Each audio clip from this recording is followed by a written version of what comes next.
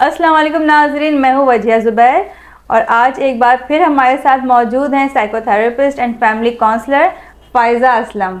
हमने से पहले भी इनका वीडियो बनाई थी जॉइंट फैमिली के हवाले से और हमने आपसे कहा था कि हम दोबारा इस पर वीडियो बनाएंगे इंशाअल्लाह ताला।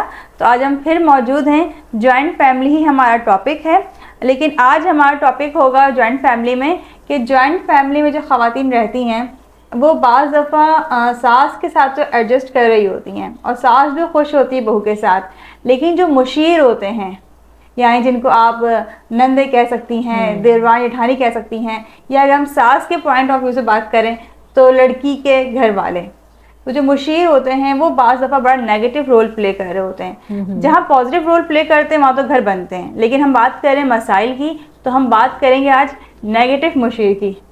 तो आप क्या कहेंगे इस बारे में कि उन मुशीरों के साथ किस तरह से हैंडल किया जाए फिर? थैंक यू सो मच वजिया। हमने बहुत इम्पॉर्टेंट चीज़ आज आपने रेस की है मुशीर के हवाले से। बिल्कुल। अच्छा देखें, जब तक वो सास सिर्फ रहती हैं बहू के साथ, ये ऑब्जर्वेशन में देखने में आया है कि जब तक वो सास होती हैं बहू के साथ तो मामलात फिर भी संभले हुए होते हैं, सेटल्ड होते हैं, झगड़े कम होते हैं, अंडरस्टैंडिंग डेवलप हो जाती है, सास बहू को समझने लगती है, बहू सास का मिजाज समझ जाती है। लेकिन जैसे ही बाहर के लोग यानी नंदों का जैसे आने का दिन है, अब मुझे तो ऐसा लगता है कि वो आने का दिन भी क्या होता है, क्योंकि वो फ़ोन और व्हाट्सएप की जो सहूलियात हैं उसने लोगों को पल पल एक दूसरे के निहायत करीब कर दिया है और हर वक्त कनेक्शन जो है वो डेवलप होने लग गया है। तो उसकी वजह से जो पल पल की खबरें जा रही होती हैं और आ रही होती हैं, तो आप चाहे कहीं दूर पार 7 समंदर पार भी बैठे हों तो आप वहाँ से बैठ के भी जो है वो दूसरे के घर में इंटरफेरेंस कर रहे होते हैं और खबरगिरी कर रहे होते हैं, तजस्सुस कर रहे होते हैं, जिसका हमारा दीन मना करता है। लेकिन हम वो बड़ी एक गलत आदत है जिसको हम खासकर ये आदत औरतों में बहुत ज़्यादा होती है। तो वो उस तजस्सुस की वजह से जब वो पूछती हैं कि आप आज घर में क्या हुआ, तो नंद का जो एक ख़ास इन्फ्लुएंस होता है ना कि वो अपनी माँ को मशवरा दे रही होती है कि आप बहू को ऐसे जवाब देती हैं, आपने उसको ऐसे क्यों नहीं हैंडल किया। तो ये जो बाहर का इन्फ्लुएंस होता है ये बड़े मसाइल क्रिएट करता है। इसकी वजह से अच्छा खासा चलता हुआ घर, वो जो अच्छी खासी सास और बहू की अंडरस्टैंडिंग है वो एक फसाद की शक्ल इख्तियार कर लेती है। फिर ज़ाहिर है फिर वो एक बहू नहीं होती, फिर अगली बहू ने भी आना होता है। वो जब अगली बहू के आने की टर्न होती है, अब वो अगर दोनों में 2 साल का वक्फा है या 10 साल का वक्फा है, तो जैसे आपने देखा होगा ना कि एक बच्चे के बाद जब दूसरा बच्चा आता है तो जो बड़ा बच्चा होता है उसके अंदर एक जेलसी डेवलप हो जाती है और उस जेलसी की वजह से वो अपने छोटे बहन या भाई से कंपेयर करने लगता है। तो बिल्कुल इसी तरीके से वो एक बहू के बाद जब उसकी देवरानी आती है तो वो दोनों बहुओं में एक आपस में कंपैरिजन स्टार्ट हो जाता है। और ख़ासकर कंपेयर कौन कर रहा होता है, वो जो बड़ी बहू होती है वो कंपेयर करती है कि मेरे साथ तो ऐसा नहीं हुआ था, मेरे तो इतने जोड़े नहीं बनाए गए थे, मेरी शादी पे तो इतना धूम धड़क्का नहीं हुआ था, तो मेरे देवर की शादी पे मेरी देवरानी के लिए क्यों इतने जोड़े बनाए गए। अब ये जो कंपैरिजन है ना, इसकी साइंस भी बड़ी अजीब व गरीब है। कंपैरिजन का मतलब है कि आप खुद अपने किसी एहसास कमतरी का शिकार हैं, और कंपैरिजन का मतलब है कि आप अपनी ही रिस्पेक्ट नहीं करते, इसीलिए आप अपने आप को एक दूसरे इंसान के साथ कंपेयर करते हैं। और जब भी हम अपने आप को दूसरे इंसान के साथ कंपेयर करेंगे तो हम खुश कतन नहीं रह सकते। क्यों? क्योंकि हर इंसान की अपनी एक किस्मत है, एक तकदीर है। किसी की किस्मत में अल्लाह पाक ने कुछ लिखा है, किसी की किस्मत में कुछ लिखा है। तो हर इंसान अपनी किस्मत लेकर इस दुनिया में आता है और उसको उसकी तकदीर के हिसाब से मिलता है। तो अगर दूसरे इंसान को कुछ शायद आपसे थोड़ा ज़्यादा मिल गया है तो वो उसका नसीब है, आपको भी कुछ यकीनन ऐसा ज़्यादा ज़रूर मिला होगा जो उसको नहीं मिला होगा, क्योंकि अल्लाह ताला किसी के साथ, अपने बंदे के साथ जुल्म नहीं करता। बिल्कुल सही। तो ये अगर सोच हमारे जहनों में हो तो हम इस तरह से अपने आप को उस कंपैरिजन से निकाल लेते हैं, और कंपैरिजन की वजह से ही फिर आपस में वो जो कंपटीशन है कि तुम ऐसी और मैं ऐसी, और वो जो एक कंपटीशन की जो फ़ज़ा होती है उससे घर का माहौल बड़ा डिस्टर्ब होता है, बहुत ख़राब होता है, छोटी छोटी बातों पे फसाद होता है। अगर जॉइंट फैमिली में ही वो 2-4 बहुएं एक साथ रह रही हैं तो वो घर का बड़ा एक चिड़िया घर सा बन जाता है कि जहाँ पे हर कोई एक दूसरे की टांग खींच रहा है और नोक झोंक चल रही है। नोक झोंक कभी कभी पॉजिटिव भी होती है, हंसी मजाक भी होते हैं, जोक्स भी क्रिएट होते हैं, एक दूसरे की हेल्प भी बहुत हो जाती है एक दूसरे के जब साथ रहते हैं तो। लेकिन वो तब होती है कि जब घर का बड़ा जो सरबराह है वो पॉजिटिव हो, वो समझदार हो, तो उसकी समझदारी की वजह से उसके नीचे के सारे लोग जो हैं वो एक साथ मोहब्बत से और तरीके के साथ रह सकते हैं उस घर में एक साथ। सही सही। जब फाइजा से भी आपने बात की थी कि अब तो बड़ा आसान हो गया है राब्ते करना, तो अब सास को कोई बात लगी है, बार बार सास से रूटीन की बात बता रही होती हैं कि हाँ ऐसा हुआ था, अच्छा आज उसने ये बना दिया, अच्छा मैंने शायद रात की रोटी रखी थी वही खा ली मैंने, इस तरह की कोई बात भी हो जाती है, नॉर्मल बता रही होती है, बुराई नहीं कर रही होती, बुराई नहीं होती। लेकिन वहां से उस चीज को, यानी कि अगर वो अपनी बेटी से बात कर रही है उसको बुराई की उससे लेकर, और फिर वो आगे से ऐसी नेगेटिव बातें की जाती हैं कि फिर सास भी सोचते हैं कि नहीं जुल्म हो रहा है मेरे साथ। तो अब ऐसी सूरत हाल में क्या किया जाए? देखिए ऐसी सूरत हाल में जो बाहर का जो फर्द है ना, यानी जैसे आपने नंद की मिसाल दी, तो मैं ये समझती हूँ जो घर की जो बहू है उसको अपनी नंद से दोस्ती कर लेनी चाहिए, क्योंकि जब वो दोस्ती हो जाती है ना तो मुकाबला खुद ब खुद ख़त्म हो जाता है। आप देखिए कि हम अपने स्कूल फ्रेंड्स के साथ जो हमारे दोस्त होते हैं हम उनके साथ मुकाबला कम करते हैं, बल्कि जो हमारे क्लास फेलोज होते हैं हम उनके साथ मुकाबला ज़्यादा कर रहे होते हैं। लेकिन वो जो दोस्ती वाला एक अंसर होता है ना, वो दिल में एक नरमी पैदा करता है, वो कहीं ना कहीं एक दूसरे की बर्दाश्त का हौसला दे देता है। तो उस हौसले की वजह से एक दूसरे की बात ज़रा कम बुरी लगती है, बुरी लगती भी है तो इंसान थोड़ा दरगुजर कर देता है।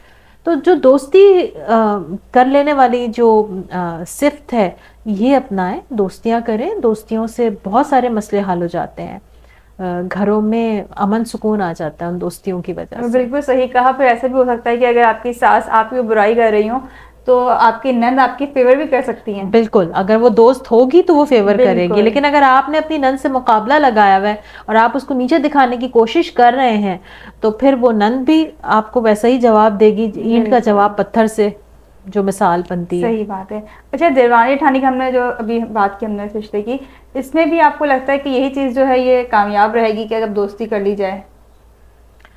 देवरानी जेठानी में तो मैं समझती हूँ कि दोनों एक ही जैसा रखती है ना स्टेटस उस घर के अंदर, तो उनकी दोस्ती तो और ज़्यादा आसान है क्योंकि वो दोनों एक ही हैसियत से उस घर में मौजूद हैं। तो उनको तो मैं समझती हूँ और ज़्यादा एक दूसरे का क्लोज होना चाहिए, एक दूसरे का सपोर्टिव सिस्टम बनना चाहिए, एक दूसरे की बेहतरीन दोस्त बन सकती हैं। यानी जैसे अगर जो जेठानी है वो आने वाली देवरानी को सपोर्ट कर सकती है, उसको छोटी बहन समझकर, बेशक वो छोटी बहन नहीं है लेकिन उसको छोटी बहन की तरह ट्रीट करके वो उसको अपना मावन और मददगार बना सकती हैं, उसकी मावन और मददगार बन सकती हैं। ये तो गिव एंड टेक है। देखिए रिलेशनशिप तो गिव एंड टेक के साथ चलता है। सही बात है। तो आप किसी की हेल्प करते हैं, दूसरा भी आपको सपोर्ट करता है, तो इस तरह जिंदगी बहुत पुरसुकून हो जाती है। अच्छा, मुझे लगता है कि देवरानी जेठानी का जो रिश्ता है ना वो तो बहुत क्लोज हो जाता है, शायद बहन से भी ज्यादा, क्योंकि आप एक वक्त में तो अपनी फैमिली को छोड़ के आ जाते हैं ना ससुराल में, लेकिन अब देवरानी और जेठानी का तो हर वक्त का उठना बैठना एक साथ है। और जहाँ मैं देखती हूँ कि देवरानी और जेठानी एक होती है ना, वो बहुत कामयाब जॉइंट फैमिली सिस्टम होते हैं। हाँ बिल्कुल, आप सही कह रही हैं कि जहाँ देवरानी जेठानी वाकईतन एक हो जाएं और वो एक दूसरे को ना सिर्फ गलती का मार्जिन देने लगे बल्कि एक दूसरे को हेल्प करने लगे। अच्छा, यहाँ पे मैं एक और मज़ेदार पहलू आपको सामने रखूं कि जब दो बहुओं की बहुत ज़्यादा बनने लगती है ना तो सासों को उससे भी बड़ा मसला होता है उनको ये लगता है कि ये दोनों एक हो गई तो इनकी पार्टी बन गई, हालांकि वो पार्टी नहीं होती। अगर वो सास अगर वो अपने बड़ेपन का मुजाहरा करें और अपने बड़े होने का सबूत दें तो वो तो बच्चे हैं, उनके आगे तो वो बहुएं उनकी बेटियां हैं, बेटियों जैसी हैं। फिर वहाँ पे सास जो है ना वो इनसिक्योर फील करने लगती है। हाँ, वो सास समझती कि उनको तन्हा कर दिया गया, हालांकि तन्हा नहीं होता। अगर वो चाहें तो वो अपने बड़ेपन से बहुत बहुत मुनासिब और बहुत ही खूबसूरत अंदाज में अपनी बहुओं को बेटियों की तरह उनको डील कर सकती हैं और उनको अपने सपोर्ट के लिए उनको इस्तेमाल कर सकती हैं। बहरहाल इस्तेमाल करने का वर्ड मुझे कुछ अच्छा नहीं लग रहा, लेकिन ऐसा ही होता है। सही बात है। और वही बात है कि सासों को खुश होना चाहिए अगर देवरानी जेठानी की बन रही है, इसका मतलब वो देवरानी और जेठानी की या आपकी दो बहुओं की नहीं बन रही है, आपके दो बेटों की बन रही है, उनके दो खानदानों की बन रही है। बिल्कुल सही कहा आपने, बहुत अच्छी बात कही आपने कि वाकईतन वो दो बहुओं की नहीं बनती, वो दो भाइयों की बन रही होती है। क्योंकि अगर इन दो की नहीं बनेगी तो लाजमी दोनों भाइयों में झगड़ा होगा, کیونکہ وہ اس کے کان بھریں گی، وہ اس کے کان بھرے گی، تو وہ جھگڑا بنتا ہے، پھر ہو جاتا ہے. اچھا ہم نے ساری بات کی، لیکن آخر میں میرے خیال میں تھوڑی سی بات اگر شوہر پہ کر لیں کہ وہ بھی جوائنٹ فیملی کا قصہ ہے. بالکل ہے. تو اب شوہر کے جو مشیر ہیں وہ بعض اوقات بیوی بھی ہوتی ہے اور ماں بھی ہوتی ہے. تو وہ بیچارہ کیا کرے، اس کو دونوں سے مشورے مل رہے ہوتے ہیں. ساس کہتی ہے تم نے اس طرح کیا، تمہیں اس طرح نہیں کرنا چاہیے. ماں کہتی ہے تمہیں اس طرح نہیں کرنا چاہیے. بیوی کہتی ہے آپ نے اس طرح سے کیوں کیا، آپ کو اس طرح سے نہیں بولنا چاہیے تھا، آپ کو میرے لیے بولنا چاہیے تھا. تو وہ مرد بیچارہ بعض اوقات سینڈوچ بنا ہوا ہوتا ہے. تو اب ایسی صورتحال میں کیا ہو سکتا ہے جوائنٹ فیملی میں؟ دیکھیں اس صورتحال میں سمجھتی ہوں کہ شوہر کا دل ایک تو سب سے پہلے بڑا ہونا چاہیے، اس کا ظرف بڑا ہو، اور ظرف بڑے ہونے کی نشانی یہ ہوگی کہ وہ کبھی بھی ماں کی بات بیوی سے نہ کرے اور بیوی کی بات ماں سے نہ کرے. بہترین. جدھر کی بات سنے اس کو وہیں دفن کر کے آئے، اور ادھر کی بات سنے تو ادھر بھی وہیں دفن کر کے ماں کے پاس جائے. جب وہ ادھر کی بات ادھر کرے گا تو مسئلے ادھر اور ادھر سے پہلے اس کے اپنے پاس آئیں گے.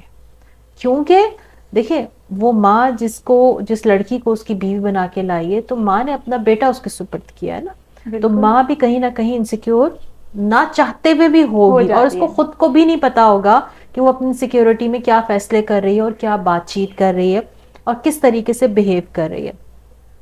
تو بہو کو بھی یہ سمجھنا ہے کہ اس کو ایک پلا پلایا انسان ملا ہے، اور یہ جو خاتون ہے یہ میرے شوہر کی ماں ہے، تو ان کا بھی کوئی رتبہ ہے، اور ان کی بھی کچھ کمزوریاں ہیں اور ان کی کچھ خوبیاں بھی ہیں. تو اگر میں شوہر کے سامنے اپنی ساس کی برائی کروں گی تو مرد کبھی بھی اپنی ماں کی برائی بیوی کے منہ سے سننا پسند نہیں کرتا. تو یہ ایک اصول اپنا لینا چاہیے لڑکیوں کو کہ کبھی بھی ساس کی برائی شوہر سے نہ کریں. آپ کو کوئی بات بری لگتی ہے، آپ اس کو بہت مناسب انداز میں اپنے شوہر سے کر سکتی ہیں. آپ ڈائریکٹ اپنی ساس سے بات کر سکتی ہیں، آپ کسی پروفیشنل کاؤنسلر سے ہیلپ لے سکتی ہیں، مگر کوشش کریں کہ الفاظ کا چناؤ بہت اچھا رکھیں اپنے شوہر سے بات کرتے وقت، خاص کر ان کی ماں کے بارے میں، کیونکہ شوہر اپنی ماں کے بارے میں بہت سینسیٹیو ہوتا ہے، وہ برداشت نہیں کرتا. ایون کل ہی میرے پاس ایک کیس آیا ہوا تھا، تو اس نے یہی بتایا کہ بیوی نے اپنے شوہر کی ماں باپ کو لے کے کوئی ایسی سخت بات کہہ دی کہ اس کے اوپر اس قدر غصہ بڑھا کہ شوہر نے شیشہ توڑ دیا اور اس نے اپنے ہاتھ پہ زخم لگا لیا. تو بیویوں کو اس معاملے میں احتیاط برتنی چاہیے. وہی بات ہے نا کہ آپ کی بات اتنی خطرناک نہیں ہوتی جتنے آپ کے الفاظ خطرناک ہوتے ہیں. بالکل بالکل، الفاظ کا چناؤ بہت امپورٹنٹ ہوتا ہے. بالکل. تو فائزہ ماشاءاللہ بہت اچھی آج کی گفتگو رہی ہماری، اور مجھے اندازہ اس بات ہے کہ آپ لوگوں نے بہت کچھ سیکھا ہوگا فائزہ سے. تو ہم بہت جلد ایک اور ویڈیو بنائیں گے فائزہ کے ساتھ. بہت مزہ آیا ان سے بات کر کے. تھینک یو سو مچ. تو انشاءاللہ بھی ہم ملیں گے اپنی ایک اور ویڈیو میں. بہت بہت شکریہ. اللہ حافظ. اللہ حافظ.